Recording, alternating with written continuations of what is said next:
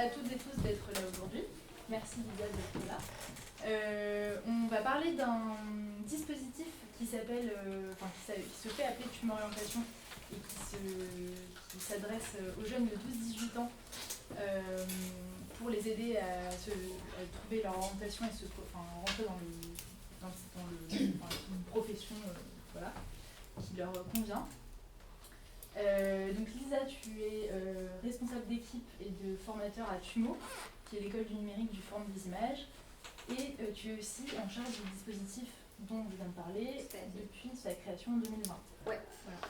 Du coup, est-ce que tu peux déjà un petit peu présenter Tumo ? Oui, bien sûr. Alors, Tumo, pour ceux qui sont là depuis 9h30, vous avez peut-être rencontré certains de mes collègues dans une autre table ronde.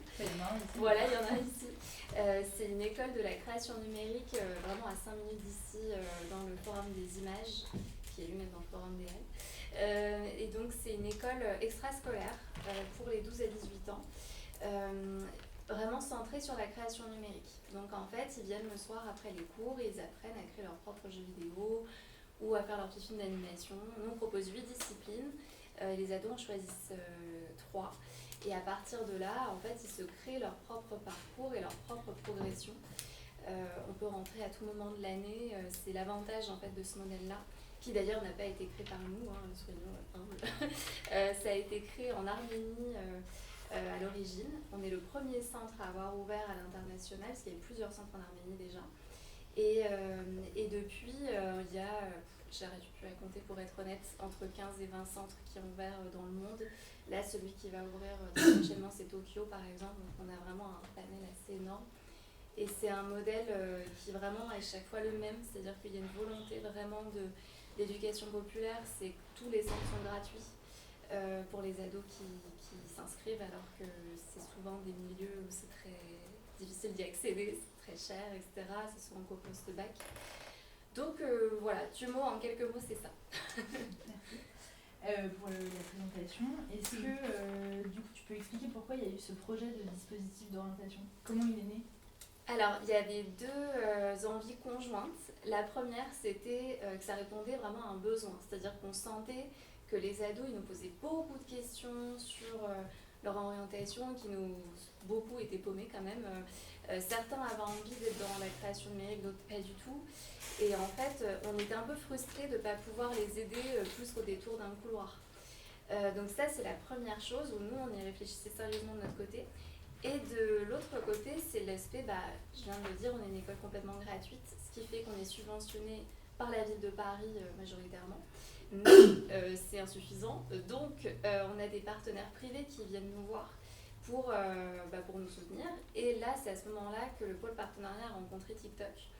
Et ils avaient envie de soutenir l'école, mais ils avaient envie aussi de mettre leurs pattes, de créer un programme avec nous. Et donc on s'est dit, très bien, l'orientation, ça pourrait être ça. Et en fait, depuis, ils nous financent ce programme. Voilà, donc on accompagne, d'habitude c'était 100 jeunes par an, maintenant on est plutôt sur les 130, parce qu'il y a une grosse demande. Et voilà, c'est un peu le deal avec eux, d'accompagner quand même un nombre suffisant par an, sachant que c'était pas évident à mettre en place au début, parce qu'on n'a pas, embauché pour faire ce programme, c'est-à-dire que tout a été fait en interne, et c'est pas un petit programme, comme vous allez vite le comprendre. Et c'est né d'une méthode, il y avait une formation. Exactement. En réalité, comme c'est donc le but, c'était de pouvoir l'absorber en interne, on a formé en fait les personnes qui étaient volontaires dans les membres de notre équipe, donc animateurs et formateurs, parce que donc à l'origine, l'école Tumo, ça fonctionne comme ça. On a des formateurs, formatrices qui viennent donner des cours, qui sont à temps beaucoup plus partiel que les animateurs, qui sont vraiment là au quotidien pour accompagner les ados. Et donc, parmi toutes ces équipes-là que les ados connaissaient déjà, donc on s'est dit aussi que ça aiderait pour le lien de confiance, etc. On a proposé de se former à une méthode qu'on a choisie. Donc ça aussi, c'était un grand pas. Qu'est-ce qu'on va choisir comme méthode pour les accompagner dans leur orientation ? Parce que le but, même si évidemment il y en a qui font du très bon boulot, mais c'était pas de faire la même chose que les conseillers qu'ils peuvent rencontrer dans leur collège ou lycée. C'était d'être dans un accompagnement beaucoup plus profond, c'est beaucoup dire, mais en tout cas, voilà, qui explore beaucoup plus de choses de l'individu que son bulletin scolaire. Et donc, on s'est arrêté sur une méthode canadienne-québécoise, pour être plus précis, effectivement, qui s'appelle l'ADVP, qui signifie, alors, attention, c'est un nom un peu barbare, Activation du développement vocationnel et personnel. Vous pouvez aussi le retrouver sous le nom éducation au choix. J'aime bien éducation au choix parce que je trouve que ça veut vraiment dire ce que ça veut dire, c'est-à-dire que c'est vraiment une méthode pour apprendre à faire des choix. Qu'on soit dans un âge où on va choisir son projet d'études, qu'on soit à 55-60 ans à réfléchir à son projet de retraite, qu'on soit en prison et qu'on veuille se réinsérer. En fait, la personne qui nous a formés, qui s'appelle Laurence Auger-Rossignol, qui exerce depuis une trentaine d'années, elle l'a fait dans tous ces cadres-là. Pour vous dire, maintenant, elle est même présidente du Secours catholique de sa région et elle a beaucoup œuvré pour la réinsertion, etc., des personnes à la rue. Elle a fait beaucoup de choses associatives et notamment en se basant sur cette méthode-là. Parce que donc le but, alors dans le côté, dans le nom un peu barbare, il y a développement personnel à la fin. Et effectivement, en fait, c'est né dans les années 70 avec le plein boom du développement personnel, surtout en Amérique du Nord. Et du coup, ils se sont dit, ok, c'est bien beau le côté un peu New Age pour la psychologie positive, etc., qu'on connaît maintenant. Mais comment le rendre utile concrètement dans un projet de vie. Et donc, en fait, cette méthode, c'est ça. C'est apprendre à mieux se connaître pour construire un projet.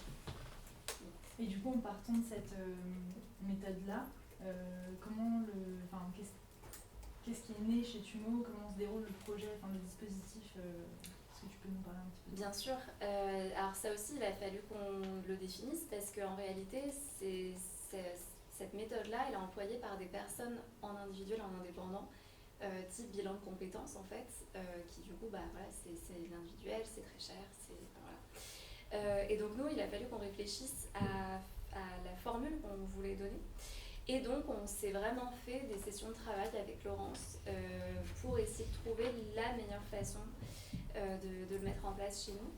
Et donc, finalement, on avait plutôt vu juste, parce qu'on l'a peaufiné, mais la première formule, c'est globalement celle qu'on fait maintenant.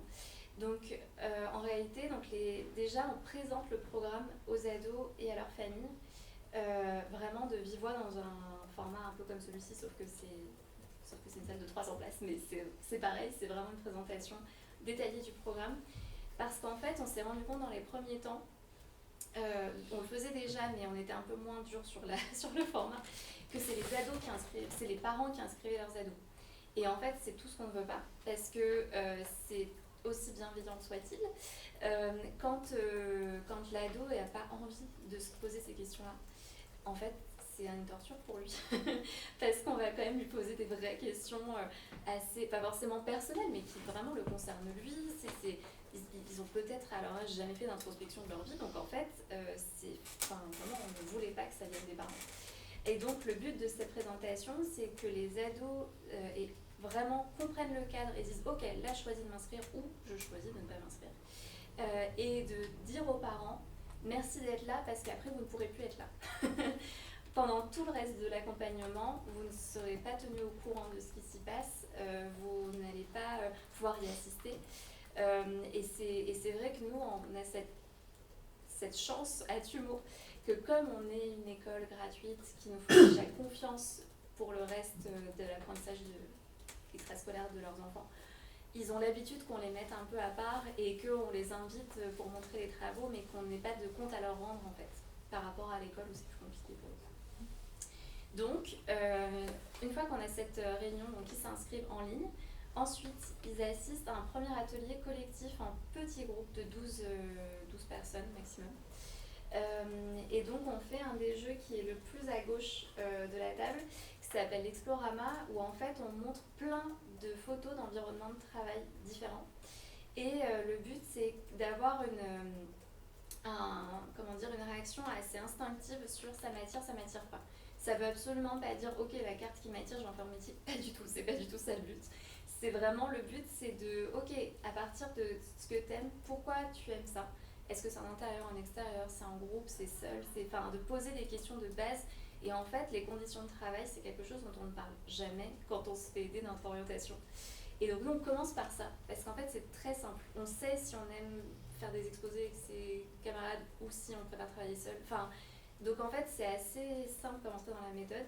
Et on a voulu commencer par du collectif parce que justement ils arrivent, ils sont un peu intimidés quand même.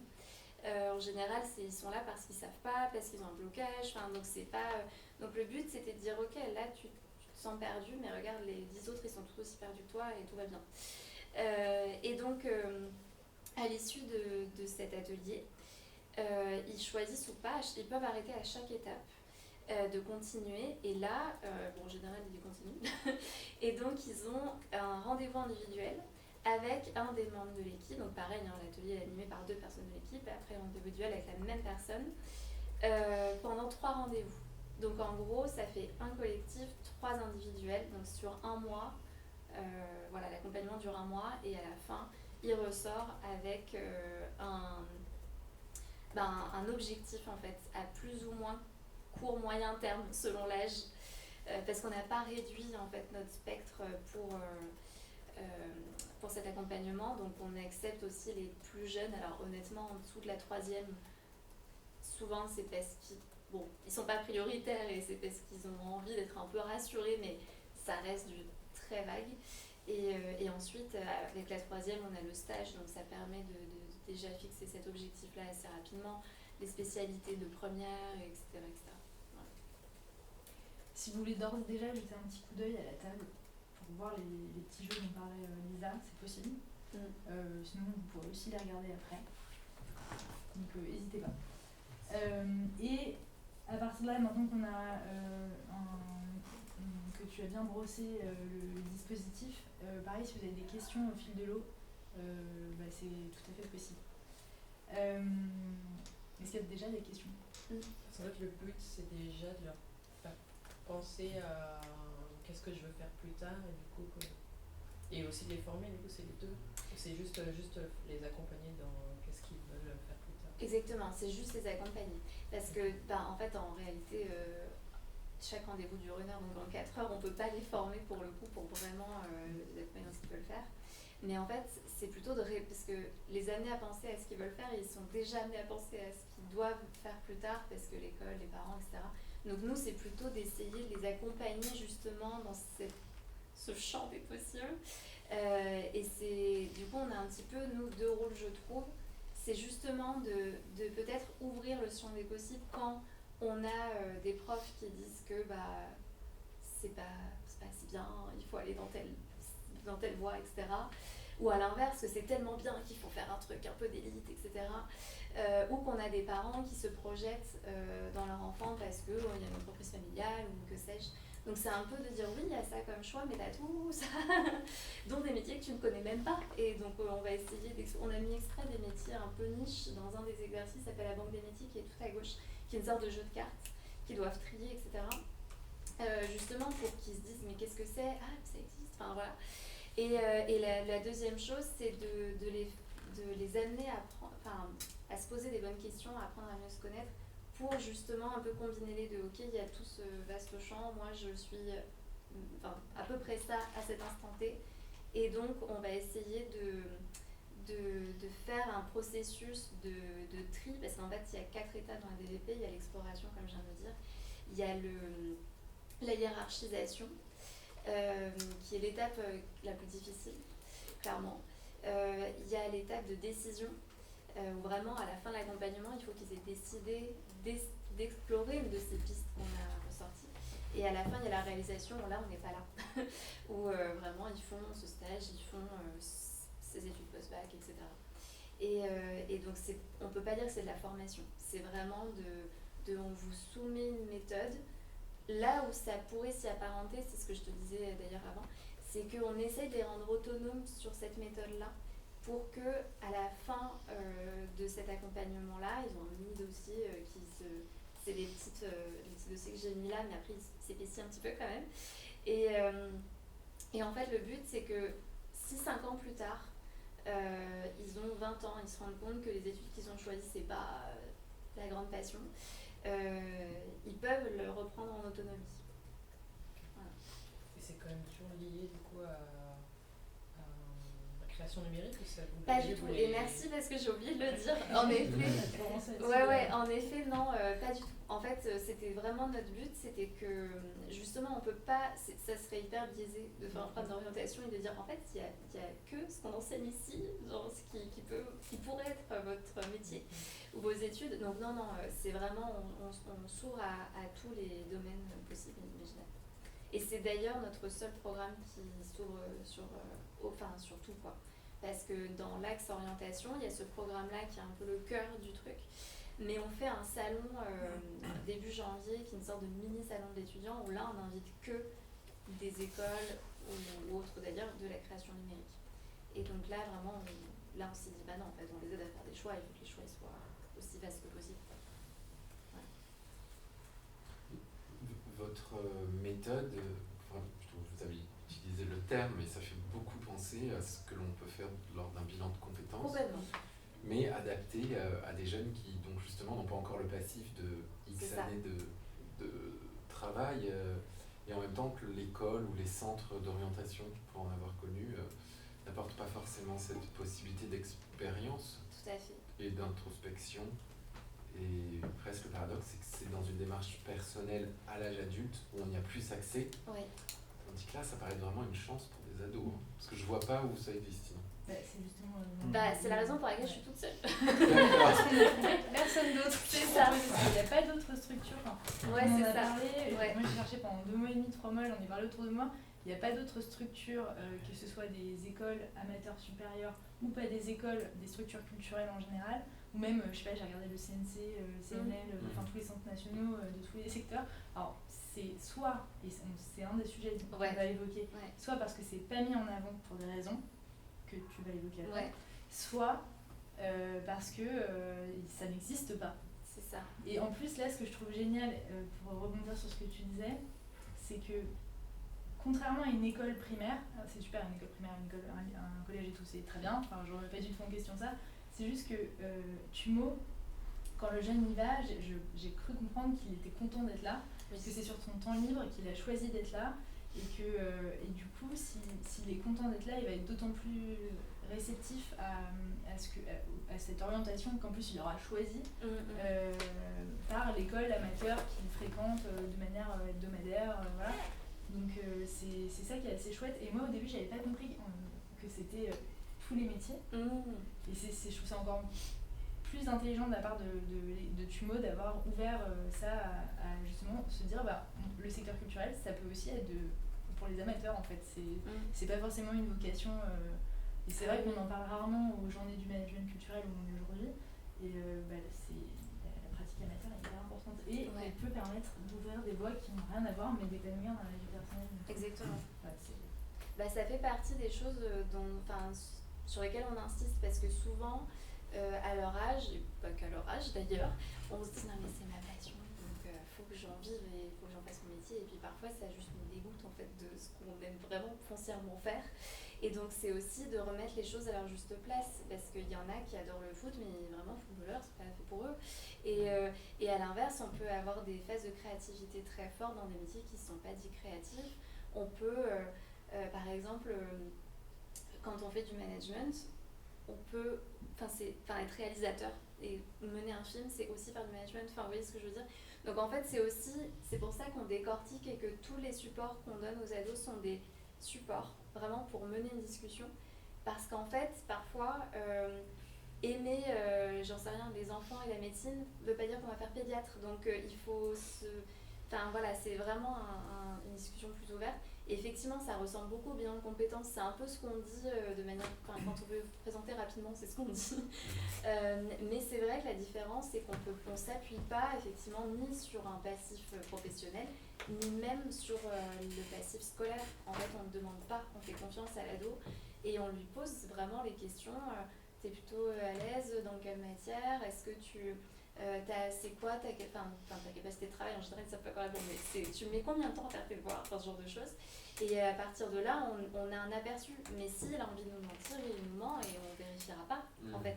Et c'est à lui ou elle d'être responsable de ce qu'il nous dit. Et en général, justement, c'est ce que tu dis, nous on a ce luxe-là, que en fait, les ados qui viennent, ils sont contents d'être là.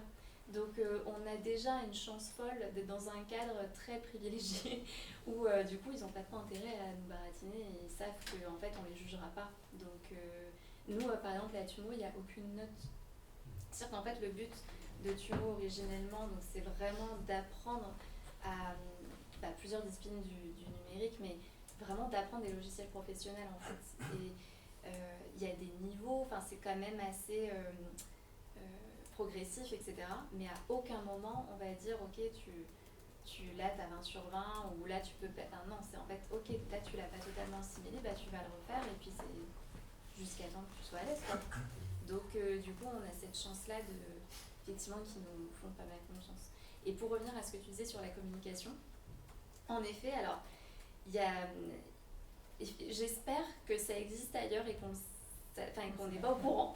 Mais c'est vrai que nous, en tout cas, on communique très peu dessus. Alors, moi, ça me désole qu'on communique très peu dessus, mais en réalité, on est le seul centre Tumo dans tous les centres Tumo existants qui propose ce programme. Parce que c'est des concours de circonstances, etc., qui ont permis ce programme, comme je vous disais. Mais ce qui embête un petit peu la maison mère, c'est qu'en fait, on a des sites, chaque centre a un site Tumo qui est assez formaté et c'est tout d'un coup pourquoi il y aurait une page orientation alors que les autres n'en ont pas et donc en fait par mesure d'homogénéité on n'a pas le droit d'avoir une page dédiée sur notre site en permanence, ce qui est ultra dommage. Donc en fait nous on communique sur ce programme auprès des familles auprès des familles et des ados par des newsletters en fait. Là, on va faire une petite vidéo sur Instagram et ça a été une lutte pour que ça reste en story permanente. Et en fait, là où pour le coup, moi je trouve ça très dommage, mais à la fois, d'une certaine manière, ça m'arrange à titre très égoïste, c'est qu'en fait, le programme est déjà complet ou presque complet avec que le bouche à oreille. Et en fait, on a peur en fait aussi de si on communique très bien, ce que moi je souhaiterais dans l'absolu, qu'en fait on soit totalement dépassé et que les gens ils attendent 6 mois, 1 an et que en fait ça devienne insupportable de ne pas pouvoir répondre à cette demande-là. Parce que vous l'imaginez, ah oui je ne l'ai pas dit d'ailleurs, mais Tumo on accueille 1200 ados par an, c'est-à-dire qu'à un instant T on a 1200 ados à chaque fois. Là on est un tout petit peu moins, plein de raisons que je vous passe, mais on est quasiment à 1000 et 100 jeunes, 100 à 130 jeunes, vous voyez le ratio. Donc évidemment, ils n'ont pas tous besoin de ce programme, mais si on faisait une vraie bonne communication dessus, on n'arriverait pas à suivre. Ça, c'est une évidence. Donc, oui, puis il faudrait instaurer soit plusieurs dispositifs, enfin le même dispositif plusieurs fois, oui, c'est ça. Personnel, exactement. Ou refuser faire une sélection, ce qui n'est pas forcément le but recherché, quoi. C'est vrai que nous, en fait, à Tumo, on ne fait jamais de sélection, on fait un ordre de priorité. Donc, par exemple, celui qui est en terminale, il va passer plus rapidement que celui qui a 13 ans. Mais par contre, celui qui a 13 ans, il va avoir son accompagnement. Et dire, non, c'est un peu, franchement, c'est affreux. Parce qu'en plus, on ne sait pas dans quel état d'esprit ils sont. Parce qu'il y en a qui, en terminale, veulent juste une confirmation que ces études-là, c'est bien ça. Il y en a qui, à 13 ans, en fait, on leur dit qu'ils ne pourront pas aller dans un lycée général, on leur dit qu'ils ne sont pas assez bien, on leur dit qu'il faut déjà se orienter, et ils sont dans une détresse beaucoup plus grande. Donc en fait, c'est affreux de faire cette sélection-là, et nous, on espère ne pas avoir à en venir là. Et c'est vrai que, comme tu dis, en fait, il faudrait avoir beaucoup plus d'accompagnateurs, d'accompagnatrices, et même d'espace. Nous, je ne sais pas si vous connaissez le Forum des images, mais c'est un lieu qui fait beaucoup de choses. Donc en fait, on a très peu d'espace. Et du coup, on lutte aussi avec ça. Parce que parfois, on pourrait faire plus et on n'a juste pas de lieu pour le faire. Donc, ouais. Et quelles sont vos relations avec le ministère de l'Éducation nationale ou avec la région, et je pense en particulier au Centre d'information pour la jeunesse? Le CIDJ. Voilà, ouais. C'est ça. Parce que vous êtes en plein dedans, sauf que vous voulez proposer une chose qu'apparemment, dans l'une comme l'autre, ne propose pas pour les ados. Alors, en gros, le CIO, donc pour parler de l'éducation nationale, et le CIDJ ont été, alors on aurait adoré faire un vrai partenariat, mais ils ont été, disons, des compagnons pendant 2-3 ans, où en fait, hormis la sensibilisation, etc., ce ce qu'on proposait, nous, à nos ados, c'était d'aller donc au quartier jeune, je sais pas si vous... D'ailleurs, je suis nulle en orientation, donc je fais ça, mais peut-être pas du tout là. Mais en gros, vous savez, la mairie qui a été habilitée en donc, quartier jeune en face du Louvre, ça vous dit rien? En fait, le CIDJ a d'habitude sa structure d'accueil dans le 13e. Et ils ont maintenant une deuxième structure d'accueil vraiment juste à côté, à des 10 minutes si on veut y aller tranquille. Qui s'appelle donc le quartier jeune, où il y a plein d'autres associations dans cette ancienne mairie qui du coup est magnifique, parce que l'ancienne mairie du 4e, si je ne dis pas de bêtises, donc sublime, et notamment le CIDJ. Et en fait avec eux, on avait mis en place des ateliers qui étaient un peu l'après notre accompagnement. C'est-à-dire que déjà donc, quand on les avait rencontrés, ils étaient très envieux qu'on ait ce temps-là avec les ados, que eux auraient adoré mettre en place, mais qu'ils peuvent pas, parce qu'en général ils connaissent cette méthode, voire même certains sont formés à cette méthode, mais la manière d'accueillir des jeunes pour eux, c'est ils prennent un petit ticket, les jeunes attendent et ils ont à peu près une demi-heure, 45 minutes. Donc en fait c'est extrêmement court, donc ils n'ont pas du tout le temps de faire ce qu'on fait. Et donc on s'était dit, le mieux c'est qu'en fait les ados de chez nous, parce qu'en fait nous, pour le coup notre programme est ouvert que aux ados inscrits à Tumo pour nous, ils arrivent avec leur petit dossier, voilà, moi j'en suis arrivée là, et ils arrivent au CIDJ, donc face à des personnes qu'on dit nous ressources, parce qu'en fait c'est eux leur immense avantage, c'est qu'ils sont vraiment, une grosse partie de leur travail c'est de se renseigner sur toutes les formations, tous les métiers, comment y parvenir, les passerelles et tout. Et donc c'est une fois qu'ils arrivent avec leur dossier, ok bon bah voilà, moi j'en suis là, du coup est-ce que vous me conseillez plutôt telle ou telle école, un côté vraiment beaucoup plus pratique, parce que ça c'est un des grands trucs, c'est qu'ils ont du mal à faire leur propre recherche, parce que c'est pas évident, faut avouer. Et en fait ça fonctionnait assez peu parce que les ados n'osaient pas forcément aller dans un lieu qu'ils connaissaient pas. Donc, on a créé des ateliers avec eux, où en fait c'était ça, mais en petits groupes, une quinzaine, vingtaine d'ados, où en fait on les amenait pour faire cet exercice-là. Mais c'était un peu moins pertinent en groupe, je trouve. Ce qui fonctionnait très très bien avec eux, c'était en fait la présentation de Parcoursup. Parce que, je sais pas si vous êtes confrontés à ça, mais c'est une angoisse énorme, Parcoursup. Et le CIDJ, ils ont été Parcoursup génial. Et donc en fait, on avait réussi à créer un hybride entre vraiment présenter la plateforme et moi par rapport à mes vœux, comment prioriser, etc. Et c'était vachement bien.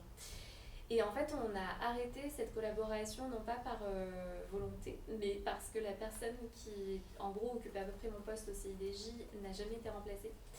Et donc, en fait, entre les personnes qui étaient sur le terrain et la directrice, ils étaient submergés, donc du coup, on ne pouvait pas continuer.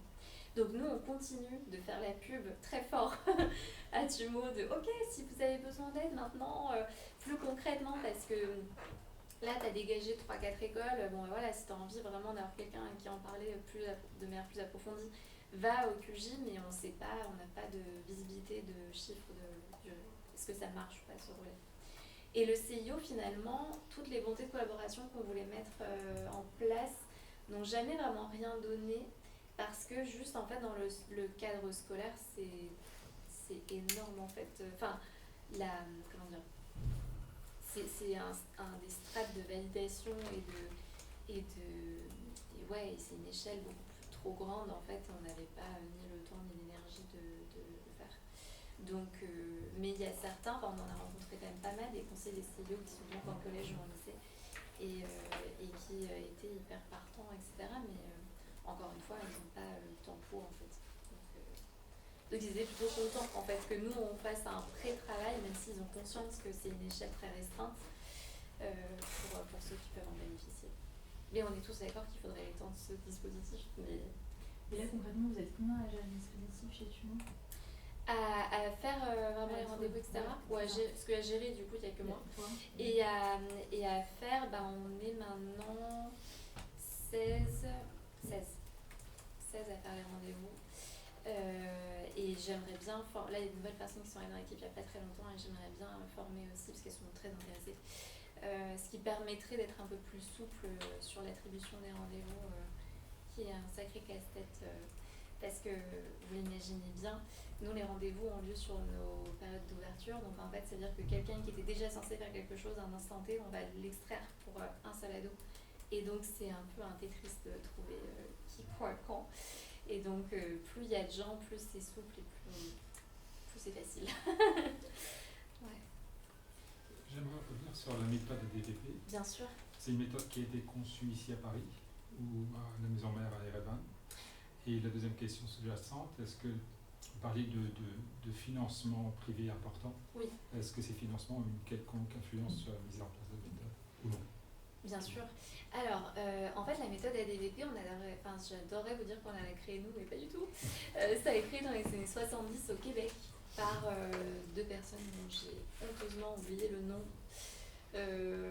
Et donc, c'est une méthode qui en fait découlait vraiment de l'essor du développement personnel. Vous l'avez prise telle quelle, en fait, en réalité? On s'en est très fortement inspiré.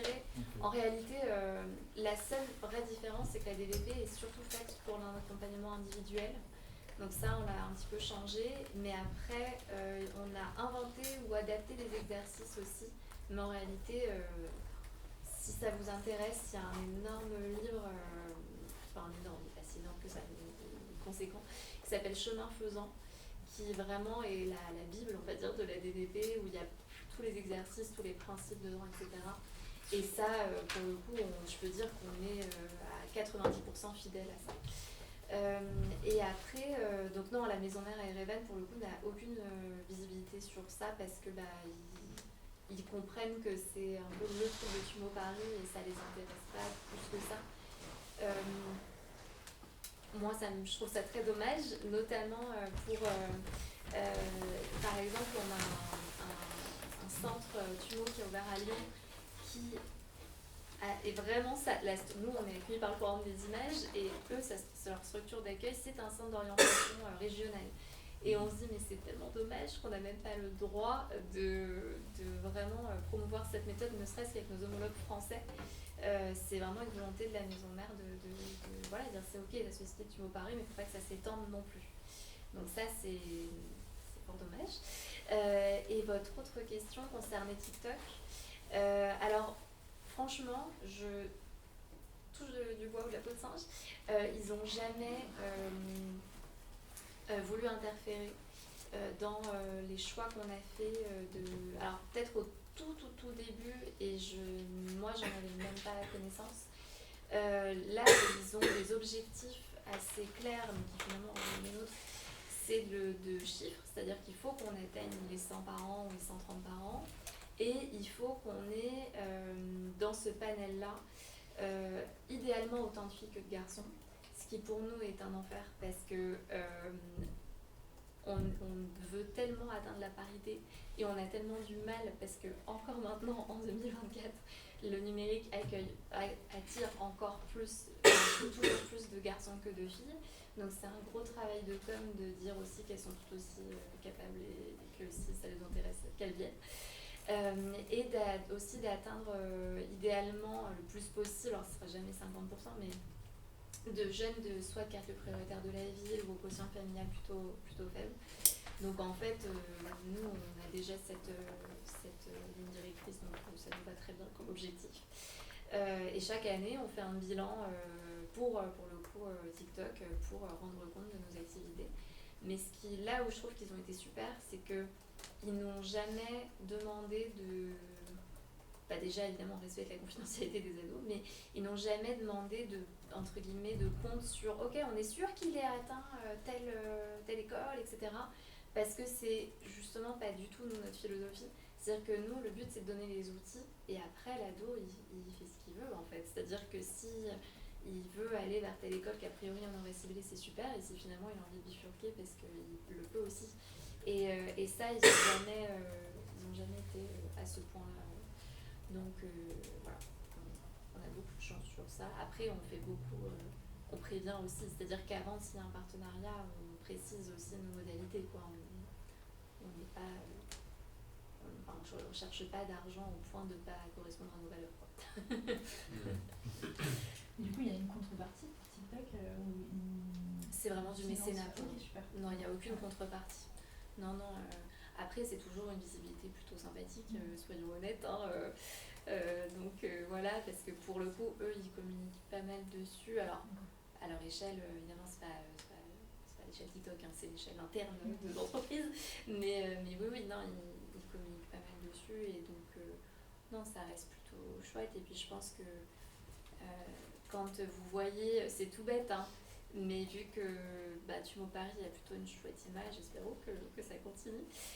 En bas de l'affiche, quand on voit les partenaires Google, TikTok, etc. associés au numérique pour les jeunes, pour l'éducation, c'est plutôt sympa. Donc non, c'est vraiment du mécénat pur. Les jeunes, du coup, ils savent que c'est financé par... Ouais, on le dit d'emblée, ouais. On le dit d'emblée et on précise un peu ce que je viens de vous dire. Après, je ne rentre pas à ce point dans ce niveau de détail, mais oui, on précise que c'est financé par TikTok. Ça intrigue plus les parents que les jeunes. En général, les jeunes trouvent ça trop cool. Et les jeunes et les parents, oui, on précise que c'est vraiment juste un partenaire financier et qu'il n'y a pas de contrepartie, il n'y a pas de compte à rendre. Ce que nous demandent par exemple beaucoup les parents, c'est est-ce que du coup il y a des liens avec TikTok pour bosser là-bas? Est-ce qu'il y a effectivement des directives ou même, alors de manière plus... Enfin, si je tire le fil, est-ce que du coup vous avez des partenariats avec des écoles ou autres pour qu'ils rentrent dans des écoles? Et nous, c'est contraire à tout ce que nous on veut faire. Donc du coup on dit non, pas du tout. Et même les écoles par exemple qu'on invite lors du fameux salon de l'orientation, etc., on les invite si on n'a aucun partenariat. Tout le monde, moi je suis invitée ici, voilà, il n'y a rien de... Donc non, le but c'est justement pas de diriger vers tel secteur parce qu'il y a de l'emploi, tel secteur, enfin telle école parce qu'on a une redevance à chaque annonce, enfin, ce serait horrible. Non, pas du tout. Et est-ce que, peut-être question bête, mais j'imagine qu'aujourd'hui pour les jeunes, influenceurs c'est un métier. Oui. Et du coup il y a beaucoup de... Est-ce qu'il y a des formations qui existent que vous proposez, ou est-ce que quand tous les jeunes maintenant veulent être influenceurs, ou est-ce que vous arrivez à... C'est une bonne question. En fait, nous on propose rien comme formation pour devenir influenceur. Après, nous on a des labs cinéma, on a comment dire, ils apprennent à faire de la vidéo chez nous, mais c'est vraiment du cinéma. C'est-à-dire qu'on écrit, il y a une fiction, il y a quelque chose qui est pas du tout de l'ordre du vidéaste de chez lui, quoi. Voilà, et par rapport vraiment aux structures, au programme d'orientation, ça revient influenceur. Je pense qu'il y en a quelques-uns par an, après c'est jamais la totalité. Mais oui, ça revient. Mais en réalité, ce qui est intéressant, je trouve, dans les motifs pour lesquels ils veulent être influenceurs, c'est qu'ils ne veulent pas bosser dans une grosse structure où ils auraient une grosse chaîne hiérarchique. Et ils veulent un métier quand même un peu créatif, où ils ont une marge de manœuvre, etc. Et ils veulent gagner de l'argent. Donc en fait, une fois qu'on a dégagé ces trois dominantes-là, on peut leur dire que c'est pas, influenceur, ça correspond pas toujours à ça, et qu'il y a d'autres métiers qui peuvent correspondre à ça. Et donc là, il y a aussi, après ça veut pas dire de détourner absolument de ça, s'ils veulent faire ça, ils font ça, mais c'est aussi un petit peu, comment dire, mettre en avant un petit peu finalement ce que fait le Forum des images depuis toujours, c'est l'éducation aux images. C'est ce que tu vois, c'est pas forcément la réalité. Et ça, on le fait depuis très longtemps aussi avec les scolaires. Enfin bref, il y a mes collègues dans une autre salle qui se font parler ça en ce moment, qui eux sont vraiment sur l'aspect scolaire et champ social. Et c'est vrai que là, c'est un petit peu effectivement déconstruire les idées reçues qu'on peut avoir de certains métiers. Mais oui, ça revient. Mais ce qui revient encore plus que de vouloir être influenceur, c'est vouloir gagner de l'argent. On sent que c'est une génération inquiète de ne pas avoir assez d'argent. C'est-à-dire qu'il y a les deux. Il y a ceux qui veulent frimer et avoir des trucs de luxe et tout. Et il y a les autres qui ont peur de gagner moins que leurs parents, qui ont peur de pas... Enfin, ils se rendent compte, je pense, dans le climat un peu anxiogène, où tout est cher et tout, on galère, etc., qu'en fait, ils veulent avoir cette sécurité-là. Et souvent, c'est là qu'on leur dit que le fait d'être indépendant, c'est pas ce qui garantit plus de sécurité. donc voilà. Mais c'est des choses dont ils n'ont pas conscience, en fait, parce qu'ils n'en parlent jamais. Enfin, c'est pas des... En général, quand on dit moi plus tard je veux être footballeur pour gagner de l'argent, on dira mais t'es bête et on met ça sur le côté, alors qu'en fait si on creuse un peu, il y a une vraie insécurité derrière. Il y a aussi beaucoup de pubs, on voit gagne de l'argent, 10 000 € en 5 minutes, il y a tellement de... Ouais, c'est vrai. Ça peut influencer aussi. Ça c'est sûr. Ouais. Mais on est aussi très agréablement surpris, je parle aussi sous la... Comment dire, il y a un des accompagnateurs dans la salle, que en gros, il y en a... Moi, chaque année, je suis surprise de la maturité de certains aussi. Ou à l'inverse, ils sont pas du tout dans des idées reçues, où ils ont des visions très fines des choses et des envies de métier très niches, des trucs où vraiment il y en a où c'est très impressionnant aussi ce détachement à des trucs peut-être plus faciles. Donc non, on a un panel assez complet et on est aussi hyper content, ça fait plusieurs années que ça se confirme, que dans les jeunes qui font ce programme d'orientation, finalement il y en a à peu près que la moitié qui se dirige vers ce qui découle un peu de TUMO, c'est-à-dire la création numérique, plutôt des indépendants, etc. Et l'autre moitié va vers des choses beaucoup plus diverses. Ça dépend de chaque année, hein. Mais oui, des choses peut-être plus manuelles ou plus scientifiques, ou bref, très très variées. Et donc ça, on est très content parce que ça veut aussi dire que on pourrait, sans le vouloir, les induire parce qu'on est baigné tout le temps dedans vers un domaine et en fait pas du tout. Donc ça on est plutôt content de ça. Bon, après, on est en fin 2024, je n'ai pas encore fait le bilan de cette année, donc je vous dis ça de l'année dernière et des années précédentes, mais... Et justement, en termes de bilan, est-ce que tu as des nouvelles de ceux qui, par exemple, qui sont sortis du dispositif au tout début, en 2020 Là, ça fait quand même 4 ans, ça laisse le temps de s'intégrer dans un secteur. Oui, c'est marrant d'ailleurs parce que très récemment, on a donc une alumni, c'est-à-dire une ancienne élève de TUMO qui va intervenir dans notre... alors on fait des jeux de mots TUMO tout le temps, je précise, donc dans notre TUMOctel qui est dédié à l'orientation, parce que justement, en fait, moi ça m'a trop touchée parce que c'était la première jeune que j'avais accompagnée en 2020, donc j'étais trop contente qu'elle vienne. C'était pas du tout une initiative de ma part en plus, donc c'est juste une heureuse surprise. En fait, à l'époque, elle voulait vraiment faire du cinéma et elle a intégré. J'ai toujours un bug avec tous les ISAR, ESA, ESRA, etc. Et l'ESRA, non pas l'ESRA, ISAR, je crois, j'ai très bien coupé. Bref, et maintenant, elle en vit de manière précaire, comme beaucoup de gens qui font du cinéma, mais elle en vit. Et en fait, elle n'a jamais bifurqué. Elle s'est posé des questions à certains moments à un moment donné, c'était plus simple dans le domaine de la pub, donc elle est un peu allée vers là, puis finalement elle s'est rendue compte que faire la vidéo dans la pub, c'était quand même pas faire du cinéma, que ça l'intéressait moins. Et donc, bref, elle a un peu bifurqué. Mais là, par exemple, c'est l'exemple très concret, très récent. Mais on a pas mal de retours parce qu'en fait, c'est aussi notre chance à nous, c'est que les jeunes qui font le programme d'accompagnement, ils sont encore à TUMO. Donc en fait, ils reviennent chaque semaine pour d'autres choses de TUMO. Et donc au détour d'un couloir ou autre, ils nous donnent des nouvelles souvent. Ah mais tiens, d'ailleurs, j'ai intégré tel truc. Parfois c'est, écoute, je me rends compte qu'en fait j'ai totalement changé, ça me convient pas du tout. Il y en a, là ça commence à venir des ados qui nous disent, j'ai fait le programme il y a 3 ans, 4 ans, je me rends compte que j'ai quand même beaucoup changé depuis et j'aimerais bien le refaire parce que justement par rapport à la question de l'autonomie, je me rends compte que tout seul, c'est pas évident. Du coup, là ça commence ça, mais ce que je t'avais dit d'ailleurs, c'est qu'en fait on n'a jamais eu un seul mauvais retour et on ne sait pas si c'est parce qu'ils sont trop polis pour nous dire des trucs négatifs ou si c'est parce que vraiment le programme est vraiment chouette. Et donc, c'est hyper dur pour nous de nous ajuster parce qu'on leur demande vraiment est-ce que tu recommanderais ça à un ami, qu'est-ce qui t'a le plus plu, est-ce que ça répondrait à tes attentes, enfin vraiment, on essaye vraiment de savoir. Et à chaque fois, ils sont quand même tout le temps très gentils, positifs et souriants. Et donc, on essaie par écrit, on essaie plein de méthodes pour qu'ils se sentent peut-être plus à l'aise de faire des retours. Mais en fait, on a toujours des trucs très chouettes. Donc ça fait réfléchir, même si exactement. 3 ans après, ça fait partie de ta réflexion et c'est ça qui t'a mené à changer d'idée aussi. Donc exactement. Et c'est même un truc qu'on met en avant parce que finalement, c'est un des premiers trucs que nous avait dit notre formatrice, c'était on fait pas un seul métier dans sa vie, on en fait plein. Et en fait, si tu bifurques, c'est pas un échec. Et du coup, ça c'est un des trucs qu'on leur dit et qui les soulage aussi énormément, c'est de dire mais si là le choix que tu as fait, finalement c'est pas celui sur lequel tu veux poursuivre, c'est pas grave en fait, parce que il t'a appris des choses et maintenant tu sais ce que tu veux pas. Et donc c'est déjà énorme. Donc là où ça serait terrible, c'est quelqu'un qui s'obstine tout le temps dans quelque chose qu'il veut pas, etc. Mais non, alors on a des success stories qui du coup qui font très jolies ça.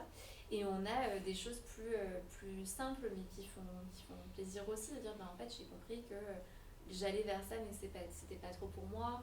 Ou ne serait-ce que, je sais que je veux faire une école d'animation, mais en fait, cette école-là, par exemple, qui est que sur, je vais dire des grosses généralités, mais que sur vraiment du travail de groupe, alors que moi je suis très perso et que je préfère être dans mon coin, en fait ça me convient pas, donc je vais aller vers telles études, etc.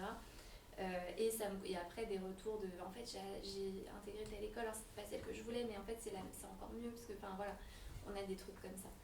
Et donc voilà, ça fait plaisir. Ouais. Vous avez d'autres questions? Pas spécialement.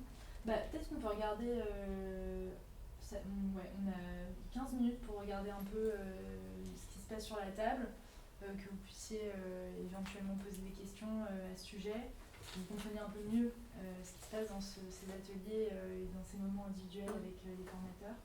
Et puis, je crois que tu disais aussi qu'il y avait un événement. Oui, alors exactement. D'ailleurs, parce que j'ai une mémoire lamentable.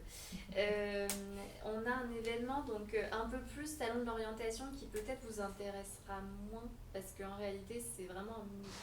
Enfin, on invite des écoles pour qu'ils parlent d'eux-mêmes, donc c'est moins ce que je viens de vous dire.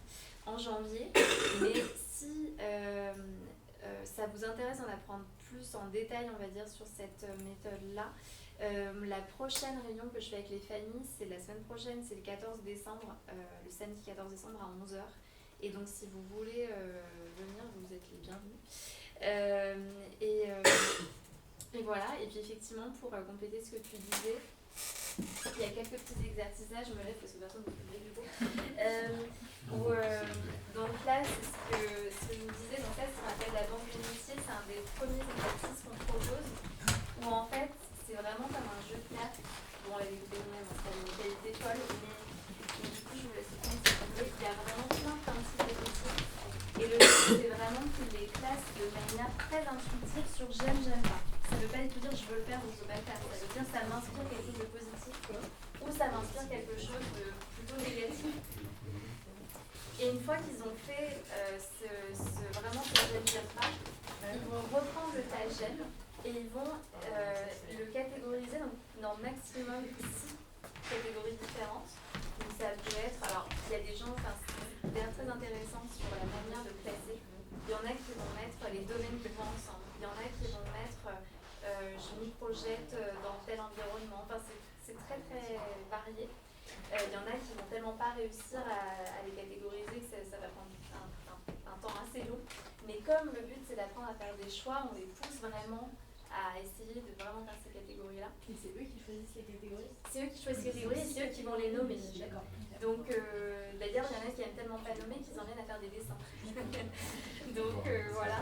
Et après, le but, ça va être de... ok, donc dis-moi, alors, ils sont pas obligés de nous parler de toutes les catégories, du pourquoi, du comment, mais ils vont à minima nous parler d'une ou de deux des 3 premières. C'est aussi le fait qu'on les oblige pas à tout révéler de leur système de pensée, ça les rassure plutôt. Et ensuite, ils vont vraiment, on va creuser. C'est-à-dire qu'en fait, la DEP, c'est vraiment une posture d'écoute et de questionnement. Et donc, ça va être, ok, donc là, tu as mis ça, et tu l'as nommé comme ça. Pourquoi? Donc, alors, pourquoi, c'est très vague en général, parce que là, j'ai pas d'exemple précis. Mais du coup, ça va être, est-ce que c'est quoi le point commun de ces métiers? Est-ce que tu connais les gens qui les font? Qu'est-ce qu'ils te disent aussi? Enfin, etc. Et donc, en fait, en général, on rentre de manière assez, finalement, dans des choses assez perso dès ce moment-là, parce que souvent, ils vont vraiment parler d'eux, en fait, sans vraiment le comprendre. Et donc, le but, ça va être qu'ils parlent d'eux le plus possible pour remplir. Tac. Est-ce que vous leur demandez? Oui, vous voyez, on a vraiment essayé de faire des trucs très, très, très variés. Oui, c'est très drôle. Oui, c'est ça. Mais est-ce qu'ils les connaissent tous? Du coup, leur des appels de côté. Non, ils sont citadins, il y a plein de métiers qui peuvent pas être citadins, donc c'est drôle. En fait, chaque fois qu'ils connaissent pas, on leur dit ce que c'est. Ouais. Et dans ce cas, ils se font ok, ça peut être sympa ou ça peut être. Oui, parce que s'ils connaissent pas, ils peuvent dire du coup ça m'intéresse pas. En fait, non, à chaque fois, ils posent la question. Ils posent la question. Et en fait, le but, c'est qu'ils remplissent cette petite feuille, donc qui va vraiment être un peu la carte mentale de même. Exactement. Et donc avec cet exercice et avec tous les autres, donc d'essayer d'identifier leurs valeurs. Alors ça c'est le plus dur en général, donc c'est ce qui met le plus de temps. Leur donc savoir-être, qualité, etc. Les conditions de travail souhaitées, les savoir-faire, les connaissances, donc là pareil la différence entre les deux, à chaque fois c'est un petit peu long à expliquer, mais, et les centres d'intérêt. Et en fait après, à chaque exercice, donc le but c'est que ça soit rempli le plus possible, et à un moment donné on va se poser devant cette feuille, ils sont pas obligés de nous la montrer d'ailleurs, ils veulent juste nous la lire, s'ils sont vraiment pas à l'aise, en général ils nous la montrent, c'est plus simple, mais voilà. Et c'est ok, donc là en fait, en général, au bout de 2 rendez-vous, c'est hyper, il y a des domaines à minima qui se dégagent de manière assez évidente. Et ça va être, est-ce que c'est en accord avec toi, c'est-à-dire avec ce qui est écrit là. Est-ce que tel domaine, du coup, tu vas aller plus aller vers, je pense qu'il y a des domaines extrêmement variés, évidemment, j'ai mis en tête pour essayer de montrer ça, mais... des domaines, genre ouais, marketing. Voilà, merci. On va dire le marketing. Est-ce que du coup c'est en accord avec par exemple tes valeurs, avec le fait de promouvoir des choses, donc d'inciter à la consommation, enfin, en fait on va confronter les envies qui ressortent à eux-mêmes, on va dire.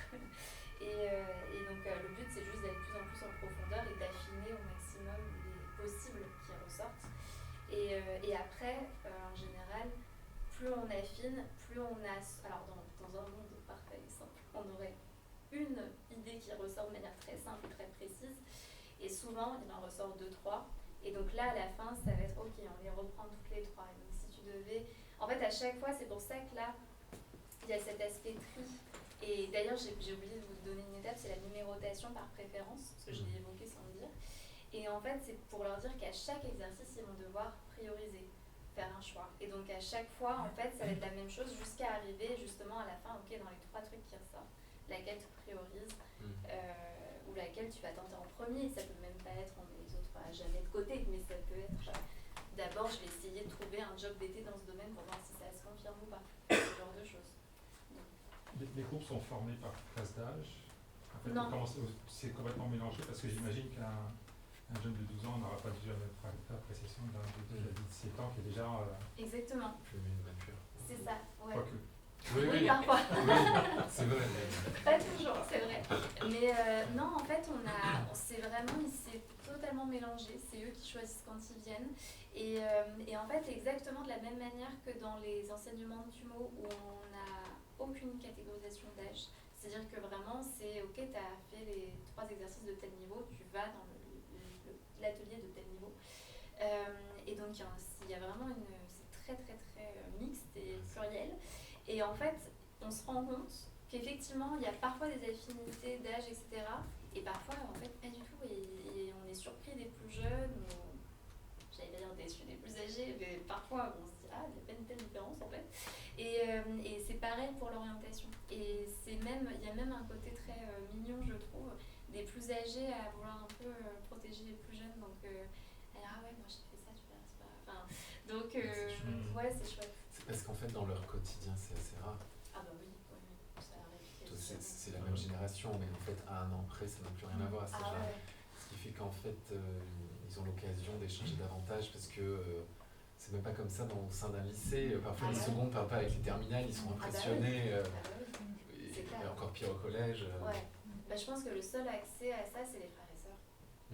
Mais à part ça, je pense dans des cadres, ça existe pas trop. Mais c'est vrai que nous, c'était un truc, pareil, là, pour le coup, on n'a rien inventé, c'est le modèle en Arménie qui est comme ça. Et c'était une très très chouette idée de ne pas du tout les catégoriser par âge, mais par finalement centre d'intérêt et niveau à un instant T. De telle discipline. C'est-à-dire qu'en gros, pas sur l'orientation, c'est pas le cas, il n'y a pas de niveau, mais sur quand ils font dessin, ils ont 3 exercices de niveau 1 à faire pour accéder donc, à l'atelier niveau 1. À partir du moment où ils ont fait ces exercices, ils sont tous ensemble au même moment parce qu'ils sont dispo à ce moment-là et qu'ils ont ce niveau-là à ce moment-là, quel que soit l'âge. Mais la réalité pour des ados collège ou lycée, c'est qu'ils ont toujours un rapport à la notation. Ouais. Ils doivent rendre compte à soit l'institution, soit leurs parents. Ouais. Tandis que là, c'est un peu l'occasion de réfléchir sans avoir de compte à rendre. Exactement. Et en fait, c'est rarissime. C'est ça. C'est pour ça que les parents sont pas là. Hein. Oui, c'est ça. Oui. Exactement. Non, mais c'est comment dire, c'est un cadre qui leur est offert et qui n'existe pas vraiment dans ce que le quotidien veut leur offrir. C'est ça. Je pense que c'est une des raisons pour lesquelles ils aiment autant venir chez nous. Parce qu'en réalité, les 3 disciplines, elles peuvent être faites en 2 ans. C'est-à-dire que la progression qu'on propose, chacun à son rythme. Hein. Donc il y en a c'est en 1 an et demi, il y en a c'est en 3 ans. Mais en réalité, la moyenne c'est 2 ans. Il y en a qui sont là depuis 5 ans, ils ne veulent pas partir. Et ils sont en train de faire toutes les autres disciplines pour pouvoir rester parce que, alors qu'ils ne les intéressent pas tant que ça, parce que je pense que cette petite parenthèse, ils ne la trouvent pas ailleurs. Quand vous dites discipline, c'est une référence à tout l'enseignement autour du numérique. Ouais, exactement. Voilà, les 8 matières qu'on propose. Ouais, okay. C'est ça, ouais. C'est quoi toutes les matières? Alors c'est comme les sapiens, j'ai envie de tout. Donc je vais essayer voilà, Hippolyte, tu m'aides si jamais. Donc dessin, animation, jeux vidéo, graphisme, programmation, musique, cinéma et... Design graphique. Là je l'ai dit, design graphique. 3D. Voilà. Donc c'est assez varié. Parfois on fait des trucs aussi interdisciplinaires, mais c'est un peu plus rare. Et en plus de ça, pendant les vacances scolaires, on propose, c'est l'avantage du réseau Tumo International, il y a vraiment des bénévoles du monde entier qui en général ont déjà fait un lab dans un autre Tumo, qui viennent donner un stage dans des disciplines qu'on n'a pas. Typiquement art génératif, avec de l'IA, photographie, des choses un peu variées, etc. Et ouais, donc c'est très chouette. Ouais, c'est un lieu super si vous êtes jamais passé devant, même rentrer, parce qu'on peut rentrer. On peut entrer dans le forum des images, on ne peut pas rentrer dans les espaces Tumo parce que c'est des mineurs et que du coup on peut pas on voit les gens sortir. On voit, oui, exactement. C'est assez impressionnant comme. Ça ressemble à un vaisseau spatial. Oui, Rose. Oui, c'est ça, ouais. Oui, déco très années 2000, hein. On est sur du rouge, rose, violet. Moi j'adore, en fait, mais je. Les jeunes aussi, c'est actuel quoi. Oui, c'est vrai. Puis on voit dès l'entrée du forum des images, on voit les espèces de sièges là, qui se lèvent. Oui, les tumobiles. Je sais pas le jeu de mots. Oui, alors pour vous donner, alors c'est dommage effectivement parce que j'aurais pu vous montrer sur notre site, il y a une photo des tumobiles. C'est des bureaux volants, donc en réalité il n'y a rien d'exceptionnel, c'est juste des bureaux qui sont suspendus au plafond. Et en plus on doit leur dire de ne pas se balancer parce que c'est pas des balançoires non plus, c'est un peu, ça passe très loin. Mais ça n'a rien d'exceptionnel, mais je ne sais pas si on a déjà eu l'occasion de s'asseoir à un bureau volant. Non, c'est vrai. Mais parce que volant, on se dit ouais, il vole. Non, en réalité il est suspendu, faut pas non plus. Quoi. Oui, c'est vrai. Si vous allez moi je les vois en UGC, c'est vraiment d'avoir les vitrines. Exactement. Et parfois ils sont levés, parfois ils sont baissés, et à chaque fois je me dis mais est-ce qu'on peut être assis pendant qu'il est levé? Non, là pour le coup, non. Oui, c'est exactement, c'est pour profiter de l'espace en dessous. Mais ils adoreraient, ça c'est mignon, ils adoreraient être suspendus au plafond comme ça. C'est hyper dangereux donc on va éviter. Si ça se trouve, ça les bat tant que ça, sait-on jamais, mais en tout cas, notre responsable de la sécurité nous dit que c'est hors de question. Là, non. Parce qu'elle n'est pas en l'état. Oui, c'est ça. Effectivement, on n'est pas encore un parc d'attractions, on n'est pas. Mais oui, et c'est vrai que c'était un des buts d'ailleurs de Claude Farge, notre directeur, c'est que quand Tumo était implanté au forum des images, c'était d'avoir. Parce qu'en fait, je finis ma phrase. D'avoir justement en visible des choses qui attirent l'œil sur l'aspect un peu innovant, tout ça, et ça marche très bien. Mais pour revenir à l'origine de cette idée-là, les créateurs sont Igor Papazian et Mario Papazian. D'ailleurs, ils ne sont même pas arméniens à l'origine, ils ont des origines arméniennes lointaines, mais ils sont libanais. Bref, elle était architecte et lui designer, et donc en fait, les locaux là-bas sont hyper design. Nous, on est très jaloux parce qu'ils ont des fenêtres et que nous, non. Nous, on est en sous-sol. Mais c'est vrai que tous les centres Tumo sont très design et c'est vraiment leur patte. Là, pour le coup, ça vient vraiment d'eux et les Tumobiles, ça en fait partie. Et c'est vrai que. Tumobile. Oui, bah oui, tout est Tumo chez nous. Donc c'est un peu Tumobile. Ouais. C'est pas non plus de moto, mais bon, c'est pas grave. On arrive à la fin de cette discussion. Désolée, du coup. Ah, mais non, mais il n'y a pas de souci. Mais en tout cas, moi je trouve ça super intéressant. J'espère que vous aussi. Et toi aussi, que tu passes un bon moment. Bah ouais, je passe un bon moment. Merci de votre curiosité surtout. Merci d'être venu parce que même si t'es pas loin, ça va te prendre du temps sur ton planning qui est déjà bien chargé, je sais. Donc, Et puis, donc on note pour le 14 décembre. Ouais, carrément. Et... Après, c'est un samedi, vous pouvez profiter de votre week-end quand même, hein, mais si On vous voulez aller voir un étudiant, allez, on sera en... Bah oui, on fera un petit. Et d'ailleurs, oui, c'est vrai, merci de faire la même chose que moi, parce qu'en effet, si vous venez le 14 décembre, là, on ouvre le cycle du Forum des images, elles sont là pour rester. On invite 10 réalisatrices françaises qui ont fait minimum 3 films depuis les années 2000, enfin le début des années 2000.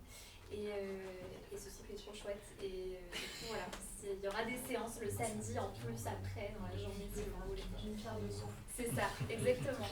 Et est-ce que tu acceptes s'il y a des questions après le coup, etc., que je les fasse passer?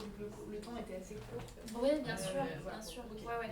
Je garantis pas d'y répondre rapidement, ça j'en suis désolée par avance, mais j'y répondrai. Et ben merci. Merci à vous. Et là, il y a une